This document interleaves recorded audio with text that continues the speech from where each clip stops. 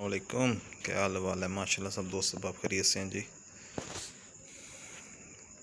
क्या नहीं था जी, सब ओके। अच्छा ऐसे है कि आज का हमारा अनुमान पंजाबी और उर्दू का ताल्लुक़। वीडियो शुरू करने से पहले हस्ब मामूल आप लोगों से एक ही दरख्वास्त गुजारी है कि मेरे चैनल को सब्सक्राइब कर लें, साथ में बेल आइकन होगा उसको बरए करम प्रेस कर दें ताकि मेरे एंड से मेरी तरफ से जो भी वीडियो अपलोड हो आप लोगों तक उसका नोटिफिकेशन बर वक्त पहुँच जाए। शुरू करते हैं अल्लाह के पाक नाम से जो बड़ा मेहरबान और नहायत रहम करने वाला है। कहता है पंजाबी और उर्दू का ताल्लुक़। पंजाबी और उर्दू चूँकि बुनियादी तौर पर एक ही कुंबे से ताल्लुक़ रखती हैं, इसलिए इनके लसानी ढांचे तकरीबन एक ही हैं। पंजाबी और उर्दू की सर्फ़ और नहव में भी मुमासलतें पाई जाती हैं और इनका ज़ख़ीरा अल्फाज भी बहुत हद तक मुश्तरक है। इसलिए पाकिस्तान की दीगर ज़बानों के मुकाबले में पंजाबी का ताल्लुक़ कौमी ज़बान उर्दू से सबसे करीब का है। अगर हम माहिर लसानियात की बात करें तो उन्होंने अज़ीम मुस्लिम जर्नैल मोहम्मद बिन कासिम की फ़तह सिंध जो सन 712 में हुई थी, उससे लेकर अहद शाहजहानी जो सन 1628 था सन 1658 तक रहा था, उसके दरमियान तकरीबन 1000 साल के अरसा को उर्दू की पैदाइश से मंसूब किया है। इसमें कोई शक नहीं कि उर्दू का आगाज़ इसी ज़माने में हुआ, लेकिन ये बात भी वजह है कि एक ज़ुबान के लिहाज से उर्दू की अलग पहचानी जाने वाली सूरत के उभरने से पहले पंजाबी ज़बान का बतौर अदबी ज़बान आगाज़ हो चुका था और हज़रत बाबा फ़रीद गंज शकर से लेकर कर्दमुदर, शाह हुसैन, पीलू और सुल्तान बहू इस ज़ुबान में क्लासिकी अदब तख्लीक कर चुके थे। ताहम इस बात से भी इनकार नहीं किया जा सकता कि इस दौर में उर्दू का डोल भी डाला जा चुका था। पंजाबी ही में उसने अपने सफ़र का आगाज़ कर दिया था और पंजाबी में लिखने वाले इसी नई ज़बान में भी तब आज़माई कर रहे थे। इसकी मिसाल हज़रत फ़रीद गंज शकरगंज की मनाजात से दी जा सकती है। उर्दू के दक्कनी दौर के अरूज का ज़माना सन 1657 था 1675 है। इसकी साख्त पर गौर करने से ये बात वाज़ेह तौर पर सामने आती है कि इस पर पंजाबी असरात सबसे ज़्यादा हैं। इसकी साख्त पर गौर करने से ये बात सामने आती है कि इस पर पंजाबी असरात सबसे ज़्यादा हैं के बकौल इसी असर और लहजे ने उर्दू के बुनियादी लहजे की तश्कील की।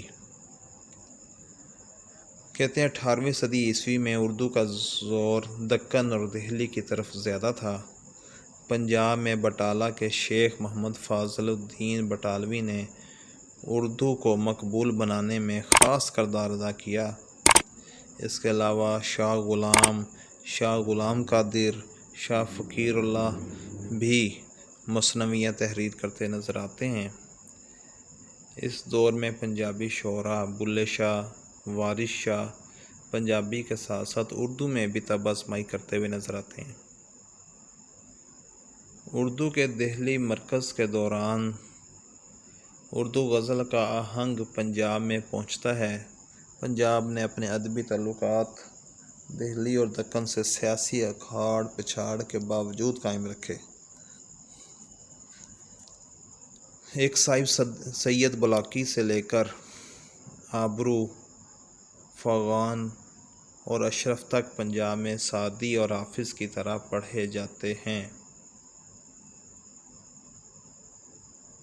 مرزا مظہر جانے جانا نے اردو کے سلسلہ میں جو تحریک شروع کی، اس کو اس دور میں خاص پذیرائی ملی۔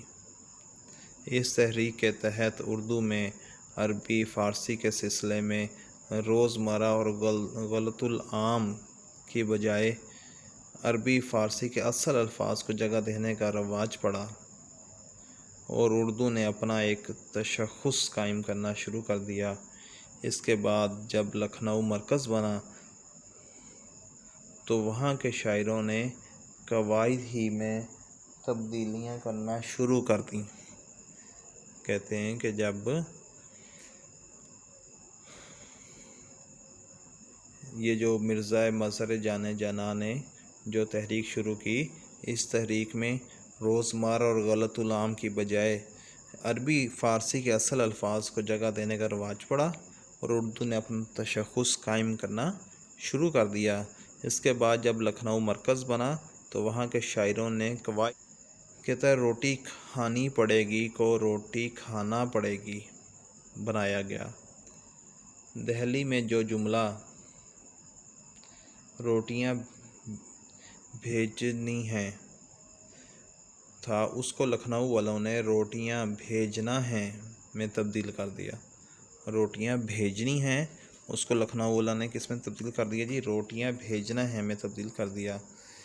اسی طرح تذکیر و تانیث میں بھی فرق ڈالا گیا۔ دیکھا جائے تو دہلی مرکز کے دوران اردو اور پنجابی میں خاصی لسانی مماثلت نظر آتی ہے، جس کو لکھنؤ مرکز کے دوران کم کرنے کی کوشش کی گئی ہے۔ اس دوران اردو اپنے مراکز سے نکل کر برصغیر کے چاروں طرف پھیل چکی تھی۔ پنجاب کے علاوہ سرحد سندھ، بلوچستان وغیرہ میں اس کا عمل دخل جاری تھا، اور یہ ایک لحاظ سے رابطہ کی زبان بن چکی تھی۔ چنانچہ ان علاقوں میں اسے اردو کی تخلیق کے لیے بھی استعمال کیا جانے لگا۔ اردو اور پنجابی کا بنیادی آہنگ ایک ہے، ذخیرہ الفاظ ان کے مشترک ہیں، اور قواعد میں خاصی مماثلتیں پائی جاتی ہیں۔ لہٰذا یہ کہنا بے جا نہ ہوگا کہ اردو اور پنجابی کا ادبی تعلق بہت نزدیک کا ہے۔ بات کی جائے رسم الخط کی تو ان دونوں زبانوں کا اہم مشترک پہلو رسم الخط ہے۔ ان دونوں زبانوں کا اہم مشترک پہلو رسم الخط ہے۔ امید کرتا ہوں آپ لوگوں کو ویڈیو اچھی لگی ہوگی۔ ویڈیو اچھی لگی ہو تو اس کو براہ کرم لائک کر دیں، زیادہ سے زیادہ دوستوں کے ساتھ شیئر کریں، چینل کو سبسکرائب کر دیں، ساتھ میں بیل آئیکن ہوگا اس کو پریس کر دیں۔